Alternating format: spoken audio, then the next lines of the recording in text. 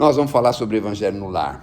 Então é assim, escolher um dia da semana, sentar com a família, fazer uma prece. Depois a gente faz uma leiturinha do Evangelho e encerra com uma prece. Precisa pôr água para fluidificar? No começo não. Pode fazer vibração? No começo também não. Pode receber espírito? No começo nem no fim também não, porque lá não é a casa espírita, certo? Não é para receber espírito em casa, tá bom? Porque eles já fazem uma confusão lascada sem a gente falar com eles diretamente. Se começar a falar, lascou. Eles tomam conta de tudo, dominam tudo, acaba com tudo, arrebenta tudo. A gente vai se ver depois, sei lá onde. Lá onde o André Luiz ficou. Como é que era o nome do lugar? Eu não falei nada, foram vocês que falaram, né?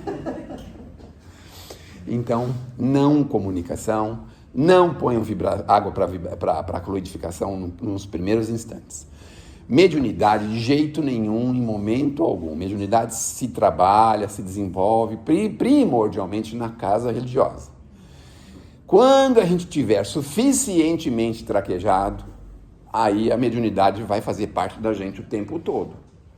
Tá certo? A gente vai ter que lidar com isso o tempo todo. Mas aí a gente já tem equilíbrio, já tem conhecimento. Se não tiver equilíbrio nem conhecimento, foge disso, que é um problema grave. Tá certo? Porque médium, vocês já devem ter ouvido falar, todo mundo é médium. Uns em maior, outros em menor intensidade. Então a gente tem que tomar esse cuidado. Primeiro estudar a mediunidade, primeira coisa. Tá bom? A gente falou da bandeirinha branca, né, que os espíritos colocam depois de um determinado tempo. Sabem por quê? Porque eles precisam, em alguns lugares, para socorrer espíritos. E eles vão socorrer esses espíritos nos lugares consagrados à prece, à oração, consagrados a esse aspecto. Aí eles muitas vezes podem fazer isso na nossa casa, socorrem alguma situação emergente de algum momento, em alguma situação, eles socorrem nas casas pré-determinadas. Eles não levam em qualquer lugar para socorrer esses espíritos. Como que é feito esse socorro? Vocês estão ficando assustados, né? Não se assustem. O socorro é um socorro eminentemente espiritual, a gente nem percebe. Existe na literatura espírita diversos livros, inclusive o André Luiz tem diversos deles, que falam os efeitos e as condições que as pessoas deixam nas suas casas. Então tem, por exemplo, não me lembro agora, infelizmente, o livro, mas ele fala de uma senhora com a filha. Elas praticavam o evangelho, e o evangelho dela não era uma vez por semana, porque também uma vez por semana, olha, nem futebol agora só tem uma vez por semana, né? Não é mesmo? Futebol tem todo dia. Lá na minha casa, todo dia tem alguém jogando. Sei lá, na Austrália, não sei aonde, na Bélgica, na Grã-Bretanha, sei lá onde que tem gente. Mas sempre tem um futebol ligado. Lá, meu Deus do céu. Antigamente era de quarta e domingo, não era? Quarta e domingo? Agora todo dia. Essas senhorinhas, elas levantavam pela manhã, a filha e a mãe.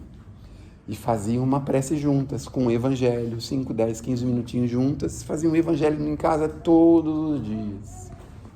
Então a casa dela ficou um ponto de socorro para a espiritualidade, porque lá era um ambiente de preces.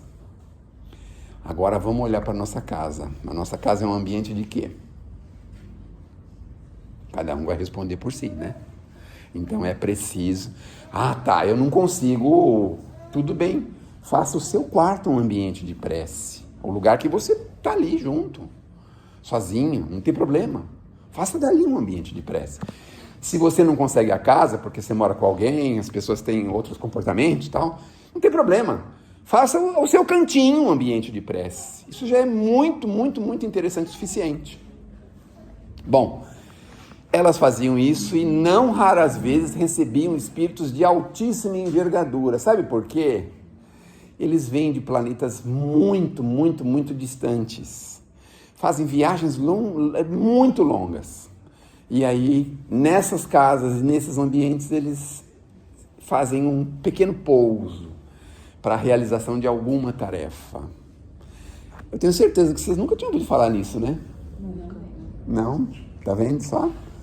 Então, e eles fazem pousos momentâneos, às vezes vêm para uma tarefa específica, vêm para fazer alguma coisa em algum lugar, e aí eles os espíritos, obviamente os espíritos mais evangelizados vão querer um lugar desse, um lugar com essa vibração, com esse formato. Eles não vão escolher qualquer lugar. Aí vocês estão pensando assim, mas escuta, a gente vai ver eles, vai sentir eles, vai ouvir eles, vai fazer alguma coisa com eles? Dificilmente. A gente talvez sinta um ambiente assim bastante leve e agradável. Talvez a gente sinta isso. Não mais do que isso. Então, eles usam esses ambientes para fazer uma pousada e para fazer socorros, também socorro imediato, às vezes de alguma circunstância, alguma situação, a vida ali naquela região. E às vezes eles, rodam e não acham uma casa que tem uma consagração de evangelho em casa, não acham. Às vezes é difícil, especialmente nos dias de hoje. Por quê?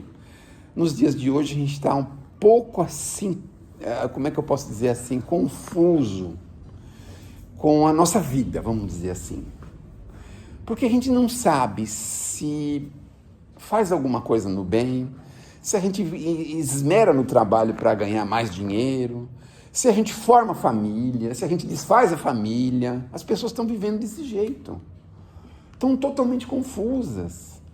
Aí em casa tem lá um arsenal de bebidas, todas elas altamente sugestivas, porque todo mundo fala que é bom, a água com açúcar e uva, não sei da onde que é bom, água com açúcar e uva, onde que é bom? Da onde que é bom? Isso eu não conheço.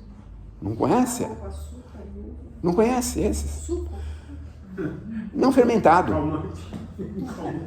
Não é fermentado, né? É fermentado? Na Coreia, né? Ele tá falando de vinho, É gente. vinho. Tem álcool, um pouquinho de álcool, assim. Tem um pouquinho, Dizem que é um pouquinho, Dizem que é um pouquinho, né? Dizem que é um pouquinho. Aí tem aquele monte. Ah, você quer tomar um, não sei da onde que é o melhor? Não, esses não. Estou dizendo, qual país, da onde que vem os melhores? Vocês estão escondendo o ouro, todo mundo sabe. Da onde? Portugal, chileno, tem todos os países aqui, tem aqui o mapa mundi aqui nessa prateleira aqui, né? Tem em todo lugar, não é? A gente vive assim, um pouco confuso com as coisas, não sabe se faz dieta, se entra na ginástica, não sabe se faz uma consulta médica, a gente vive assim. Turbulentos, a gente não tem certeza, tem um filho que vai para a escola, o máximo que a gente faz é enviar ele para a escola, às vezes forçar ele para a escola, mas a gente mesmo não sabe. Se cuida da casa, se contrata alguém para cuidar, a gente vive assim. Não estou dizendo sempre, todo mundo, estou dizendo alguns de nós vivemos assim. Aí mora sozinho, sabe lá, um mundo de coisa para fazer em casa, não tem coragem de fazer, sai para fazer alguma coisa na rua, do trabalho, essas outras coisas. E aí fica assim, sabe, meio... Ganha dinheiro? Não deve ganhar, sabe? Não sei, a gente fica assim, vai para casa religiosa? Não vai, não, mas tem um monte de opção. Não tem um monte? Aqui nessa rua tem pelo menos meia dúzia de opção de casas religiosas. Não vou entrar nessa? Acho que não. Vou na outra lá, vai na outra. Ah, mas hoje não funciona, então vou vir outro dia. Assim. O Evangelho no Lar faz a gente mais ou menos organizar os pensamentos. Sabe organizar? Você vai se organizando e fala assim, nossa, minha casa está uma bagunça, né? Preciso organizar isso. Olha, eu tenho que dedicar para o trabalho, mas eu também tenho que ter a minha hora de folga, o meu lazer, o meu passeio, as minhas visitas fraternas com as pessoas. Eu posso dedicar uma horinha por semana em prol da humanidade, em prol do bem, na prática do bem, com algum caminho, alguma diretriz. A gente começa a se organizar. Nossa, faz tanto tempo que eu não pego uma leitura e vou até o fim. Porque normalmente a gente pega as leituras e vai meia dúzia, 10 dias, 20 dias e para no meio, não termina. Aliás, começa um monte de coisa e não termina, porque nós estamos desorganizados. Aí a gente começa com o Evangelho, vem lá, no outro dia tem uma inspiração, fala assim, meu Deus, esse armário eu preciso arrumar.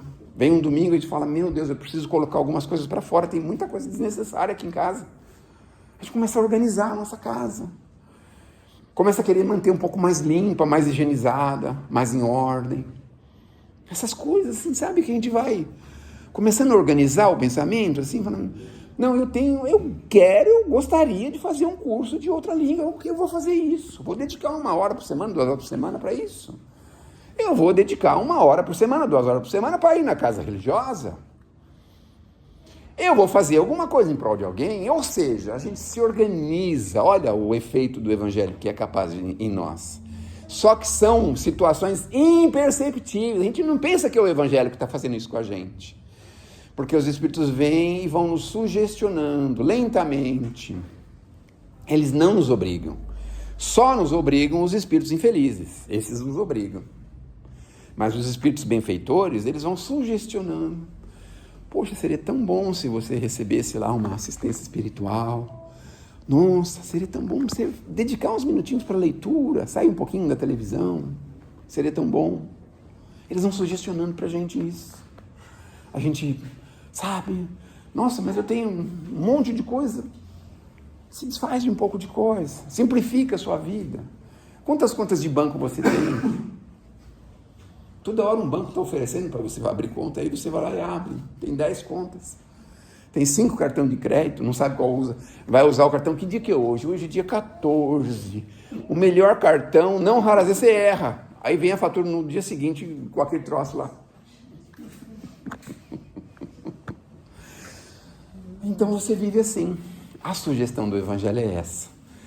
Começar a comunicar-se com as coisas maiores da vida. Porque olha, gente, nós estamos aqui de passagem. Daqui a pouquinho a gente vai voltar para a nossa verdadeira vida. E volta lá sem nada, sem conhecimento nenhum, nossa, chegamos lá náufrago, assim, sabe? Tudo tem que socorrer a gente, com tudo. Que a gente não sabe nem o que está fazendo lá, nem porque está lá, e nem sabe que está lá, muitas vezes acha que está aqui ainda. Não dedicamos poucos instantes, dedicamos nada para a espiritualidade. E nós, todas as religiões falam isso. Nós somos muito mais do que o corpo. Todo mundo fala isso, gente. Senão, os nossos irmãos católicos iam falar assim, você vai para o céu, para o inferno, ou você vai sumir do mundo, velho. Você vai para o céu, para o inferno, vai para algum lugar. Vai, quem é que vai? O corpo a gente sabe que não. Que a gente amarra ele, põe em terra ele 7 palmos da terra e não sai daí de jeito nenhum. E às vezes bota fogo no bicho, né? Para não deixar ele sair daqui de jeito nenhum. Aí diz que isso é muito impressionante, né? Ai, credo, gente. Vamos voltar para trás. Eu não falei isso, eu estou me retratando, viu? A gente tem que deixar o corpo físico na terra. Não tem jeito. Mas nós somos muito mais do que o corpo físico. A gente só vai descobrir isso depois. Vai dizer, meu Deus do céu, fiz tanta dieta na minha vida, meu Deus, valeu para alguma coisa? Meu Deus do céu, dediquei mais de 40 horas por semana na academia, valeu alguma coisa? Os bichos... Não vou impressionar. Não vou falar isso porque isso não impressiona. Isso não impressiona, eu concordo. Então, a gente vai devagarzinho, entendendo que nós somos muito mais do que recursos financeiros, coisas materiais. Nós somos muito mais do que isso. Olha, e a gente pode viver com tão pouco, se vocês soubessem, mas a gente é tão sofisticado, a gente quer sempre coisa sofisticada, já repararam? Como a gente só quer coisa sofisticada, e a gente pode viver com tão pouco. Eu conheço pessoa que sobrevive com 4 tipos de alimento. Só esses 4, pode comer mais nada. Mas um chocolatinho de vez em quando. De jeito nenhum, vai para o hospital se comer um chocolate. E o argentino lá não, ou o português, ou qual outro que tem, que é bom? Tem um português e o outro que vocês falaram aí, qual que é? Chileno. E aquele um golinho daquele chileno, diz que faz bem para a saúde, né? Só para vocês terem uma ideia, eu não quero desanimar ninguém, mas só para vocês terem uma ideia, só para você ter uma ideia, o vinho que Jesus tomava era potencializado em 10 vezes de água para uma parte de vinho, viu, gente? 10 vezes de água. E sabe para que era isso? Isso era para combater a água ruim que eles tinham na época, porque não raras vezes eles tinham desarranjos intestinais, então isso servia... Era de uma forma terapêutica. Porque as pessoas falam, mas Jesus bebia vinho, mas você bebe na proporção que ele bebia? Todo mundo bebia na época? Não. Mas o Chico Xavier falou que é preciso de vez em quando, sim, uma colher de chá. Uma colher de chá. Já pensaram? Uma colherzinha de chá, uma vez por mês? Por minuto? Uma colher de chá. Aí você compra aquele lá de 700 ml, 750 ml. Ele falou. Ela está denunciando você, hein? Aí você fica tomando uma colher de chá daquele chileno lá. Acho que deve dar uns 10 anos para tomar uma colher de chá toda vez que for tomar, né? Mas enfim, gente. O Evangelho organiza, ajuda a gente a entrar no eixo. Às vezes a gente tem dúvidas de como proceder. A gente às vezes está vivendo um drama emocional, um drama financeiro ou um drama no trabalho. O Evangelho ajuda a gente a ter uma certa força em decisão. Sabe assim, de você saber se posicionar. Muitas vezes ele ajuda isso pra gente. Na maioria das vezes. Tem coisa que você tem que esperar. Você não tem que fazer nada.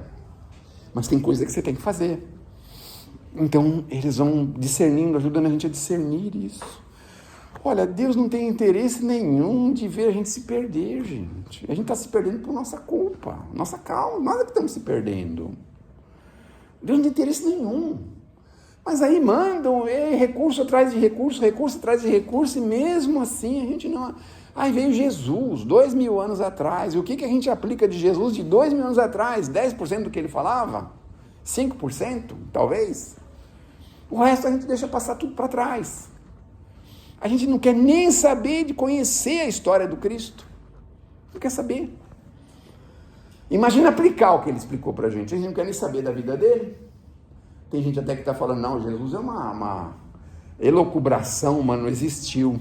Tem gente que está começando a esse movimento para destituir Jesus da terra, dizer que não existiu. Então, por que nós precisamos de Jesus? Porque algumas pessoas têm essa dúvida, né? Mas falam tanto desse bendito Jesus, mas por quê? Porque ele dá um caminho seguro. Caminho seguro. Não tem hora que a gente não sabe se vai ser vítima ou algoz? Tem hora que a gente não sabe. Se a gente quer ser vítima ou quer ser algoz. A gente não sabe. Jesus é o caminho seguro para a gente. Porque ele não só falou, mas ele viveu tudo que ele falou. Tanto viveu que o seu martírio como foi feito? Absolutamente assim, injusto. Tudo foi injusto com Jesus, tudo, absolutamente tudo. Julgamento, a coroa de espinhos, a crucificação, tudo injusto, tudo. Mas mesmo assim, ele perseverando, Pai, eles não sabem o que fazem, Mesmo assim, a gente ainda está assim, com dificuldade. Com o Evangelho, a gente vai ter mais familiaridade com Jesus. E olha, tem umas coisas que são muito fortes que ele falava, sabe? E a gente não se deu conta ainda, mas, por exemplo, tem uma passagenzinha, acho que nós lemos no último domingo, estou me lembrando aqui. Ele fala assim, se algum de vós fizer mal a um desses meus pequeninos, olha o que Jesus faz de sugestão, olha só que bonitinho que é. Seria melhor que ele pegasse uma corda bem grossa, amarrasse no pescoço e arrumasse uma pedra bem pesada e amarrasse a outra parte da corda na pedra e precipitasse essa pedra num lago, num rio, num lugar muito profundo. O que Jesus está sugerindo? Se fizer mal a um dos meus pequeninos, seria melhor que você tivesse suicidado do que o que você vai ter que enfrentar por esse mal que você criou. Olha só, e a gente nunca se deu conta disso, né? Olha que coisa interessante. E, aliás, dezenas e centenas de outras coisas que a gente vai se familiarizando. Eu não vim na terra promover a paz, eu vim promover a guerra. Olha Jesus falando isso, que interessante. Mas que guerra? Eu vou colocar o filho contra o pai, a filha contra a mãe. As pessoas não conseguem entender isso. Como Jesus promove a guerra? Não. A reencarnação é justamente para a gente se harmonizar. Então você está junto muitas vezes de um inimigo. Ou na figura de um pai, ou de uma mãe, ou de um irmão, ou de uma esposa, ou de um marido. É isso que ele quer, se reharmonizar. Mostrar para a gente que nós precisamos se reharmonizar uns com os outros. Mas o que a gente faz quando está diante de um inimigo? Qual a primeira coisa? Foge, né? Não foge? Não some? Tá falando, vamos relaxar um pouco, tá muito dura essa conversa, não tá? Não, tá muito demais, meu Deus do céu. Diz que Jesus estava andando com Pedro, e aí eles cansaram um pouquinho e pararam no meio do caminho, né? Aí o Pedro estava desconfiado que eles estavam perdidos. E não era difícil de perder, né? Naquele tempo, não tinha uma referência que nem tem hoje, assim, né? Antigamente não tinha essas referências que a gente tem hoje. Vai até o museu, aí do museu você segue em frente, sabe? Não tem. No final lá você vira à esquerda na Avenida Dupla lá e vai até o final, você vai sair lá na cidade. Não tinha essas referências. Aí o Pedro estava meio aflito, Jesus falou: o que foi? Pedro, nós não estamos perdidos, Senhor? Não, Pedro, se tranquiliza, eu tenho que resolver isso. Aí vem um senhor passando. Eu já contei essa história aqui, não? Muitas vezes. Então não vou falar mais, tá bom? Não vou contar mais. Não vou contar mais. Então você vai terminar a história agora. Eu conto essa história para relaxar. Bom, eu vou resumir, só porque todo mundo já ouviu muitas vezes, eu vou resumir. Eu sei que vem um grosseirão, faz malcriação com o Pedro fica nervoso, vai depois chorar para Jesus, Jesus fala, fica tranquilo. Aí vem uma moça muito fina, que atende ele muito bem, e o Pedro então acha que aquela moça, por ter ajudado Jesus, deveria ganhar um presente. E aí Jesus falou que realmente ela ganharia um presente dos céus. E aí o Pedro ficou curioso para saber qual era o presente. E qual foi o presente que ela ganhou? Ela se casou com um simpático que tratou. Primeiro que passou. Ela ia se casar com aquele primeiro senhor bem simpático que destratou Pedro e Jesus antes dela ter passado. Olha o presente que ela ia ganhar. Vocês estão vendo como que os céus trabalham com a gente? E todo mundo quer encontrar um príncipe encantado, não é? Assim, se ele vier num cavalo branco, melhor ainda, né? Aí já sabe que é ele mesmo, tá no cavalão branco, né? Vamos imaginar que é ele mesmo, né? Mas aqui na Terra, nós estamos aqui de passagem. E olha, a gente está aqui porque a gente tem muitos problemas com o passado, viu, gente? Então, a dorzinha no joelho, nas costas, na coluna, no pescoço, a dor no nariz, na ponta do pé, e não é nada diante da dívida que a gente tem. Então a gente vai embora bem sossegado. Se os espíritos não conseguirem atender, a gente fala, não tem problema, porque se fosse pelo certo mesmo, não podia nem estar aqui, tinha que estar numa cadeira de roda, porque o que a gente já aprontou, o que a gente já fez, sabe por que a gente sabe disso na doutrina espírita? Porque os espíritos dizem pra gente, o que eles dizem pra gente? Essa eu não falei ainda, né? Ai, ufa, ainda bem. A gente tá ficando gagá, sabia? 60 anos para frente, começa a repetir as coisas. É um problema. A gente tá aqui porque nós, na Terra, é um quartinho dos fundos da galáxia, e no quartinho dos fundos é um lugar para delinquentes. É isso que nós somos. Mas não sou eu que estou falando, são os espíritos que estão falando. Quem aí nunca teve vontade, assim, com muito amor, de corrigir uma pessoa? Não tem, assim? A gente, graças a Deus, não faz mais, mas vontade a gente tem, né? No trânsito, por exemplo. Ai, Deus te abençoe, meu irmão, me desculpe, eu não dei a seta, vai com Deus. Motoqueiro, paz no seu coração, Jesus no comando. Não é? A gente não tem essas vontades de vez em quando? Mas é por quê? Porque a gente ainda tem uma índole forte, pesada. Uma vez estavam reunidos com o Chico, um grupo de pessoas, e aí estavam conversando sobre que eles achavam, né, que na outra vida tinham sido pessoas muito importantes, porque a gente de vez em quando não acha isso, não acha assim. Qual é o seu costume? Eu gosto de tomar um chazinho às 5 horas da tarde, no London Fog. Aí a gente pensa, nossa, eu desconfio que já foi um duque, uma duquesa, uma princesa, todo mundo falando assim, só altíssima envergadura, nobreza, só a nobreza da Europa, só a nobreza. Aí Aí o Chico concordando com todo mundo, né? Nós já fomos mesmo, rei, rainha, duque, duquesa, princesa, fomos tudo isso sim. Nossa, Chico, é mesmo, eu tenho essa sensação dentro de mim que eu já... Aliás, eu moro em Ipiranga.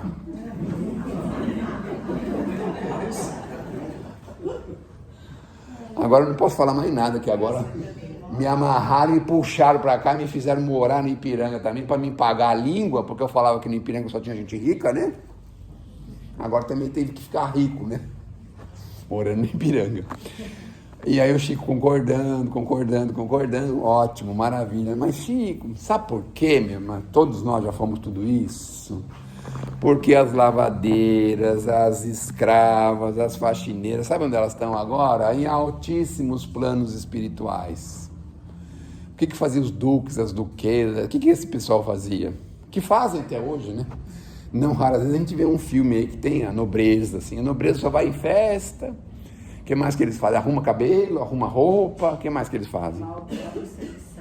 Maltrata as pessoas que estão servindo. Agora me conta um segredo aqui. A gente não maltrata as pessoas que nos ajudam? A gente não faz isso? Filho não maltrata pai e mãe? Não faz isso? Olha de onde a gente veio. Tá vendo como o Chico estava certo? A gente faz isso. Os nossos benfeitores, a gente maltrata as pessoas que nos beneficiam. Como que pode isso? Mês de Kardec. Foi Jesus Cristo quem disse, sob a inspiração de Deus, vai Allan Kardec à terra e fala aos rebanhos meus. Tira o povo da heresia, a minha doutrina amplia, cumpre a antiga profecia que eu fiz perante os judeus. Como na dura Judéia, não temas tua missão, Espírito verdade, eis teu anjo guardião. Aumenta as glórias no céu, destrói na terra esse véu que esconde o sol da razão.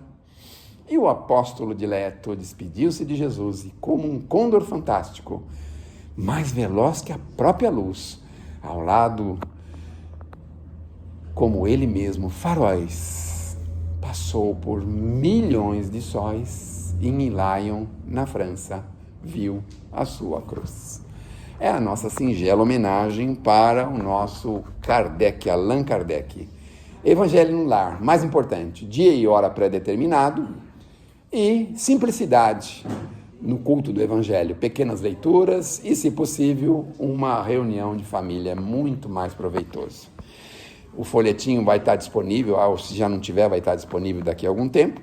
E é muito bom que a gente tenha pelo menos um exemplar do Evangelho segundo o Espiritismo e um exemplar do Livro dos Espíritos, que esta casa, em exceção às demais, fazem uma oferta muito grande para que todos vocês possam ter acesso a essas informações, tá bom?